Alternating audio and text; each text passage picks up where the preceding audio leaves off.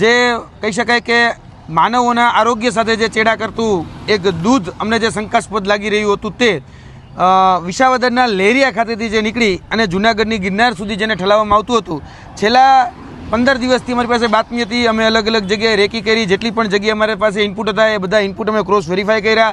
જે જગ્યાથી માલ સામાન લેવામાં આવતો હતો એ માલ સામાન જ્યાંથી લેવામાં આવતો હતો ત્યાંથી ક્રોસ વેરીફાઈ કર્યું. અને ત્યારબાદ અમે આ જે દૂધનું ટેન્કર છે એ જૂનાગઢના એન્ટ્રી પોઈન્ટ ઉપર કાળવા ચોક પાસે જ્યાં સરકારી લાઇબ્રેરી આવી છે ત્યાં એને રોક્યું હતું. અને ત્યારબાદ પોલીસને ફોન કરી 112ને કોલ કરી અને આ જે જથ્થો છે જે 8966 નંબરનો જથ્થો એ અમે જપ્ત કરાવ્યો હતો. અને આ જથ્થો અત્યારે જૂનાગઢના સી ડિવિઝન પાસે છે, જે વિસાવદર પાસેના લેરિયા ગામથી બહાર નીકળતું હતું અને જૂનાગઢની ગિરનાર ડેરી છે એની અંદર ઠલાવવામાં આવતું હતું. તો અમને શંકાસ્પદ લાગતા એ ટેન્કરને અમારા દ્વારા રોકવામાં આવ્યું. 112 નંબરને કોલ કરી, પોલીસને જાણ કરી, પીઆઈને જાણ કરી અને ફૂડ એન્ડ સેફ્ટી ડ્રગ્સના જે અધિકારી છે એને જાણ કરી.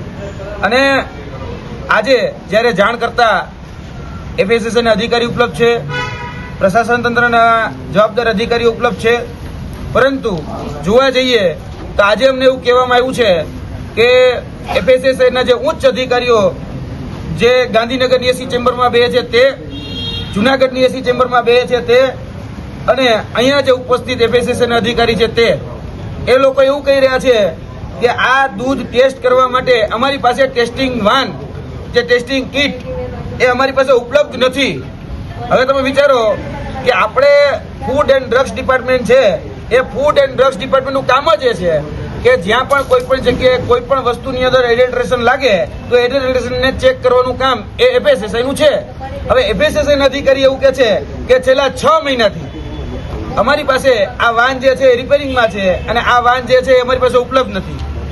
તો અમે એફએસએસઆઈના અધિકારીને આજે એક સરસ મજાની ટેસ્ટ ઓફ મિલ્ક જે ડિફેન્સ R&D ઓર્ગેનાઇઝેશન દ્વારા જે બનાવવામાં આવેલી છે તે કીટ એક ભેટમાં આપીએ છીએ, જેથી કરીને એને કોઈ વાંધો ન આવે.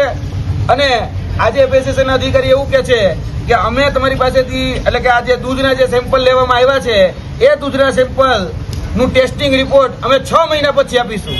હવે તમે વિચારો, જેને એસેન્શિયલ આઇટમ કહેવાય એટલે કે જીવન જરૂરિયાતની જે વસ્તુ કહેવાય એનો રિપોર્ટ એ 6 મહિના પછી આપવાના છે.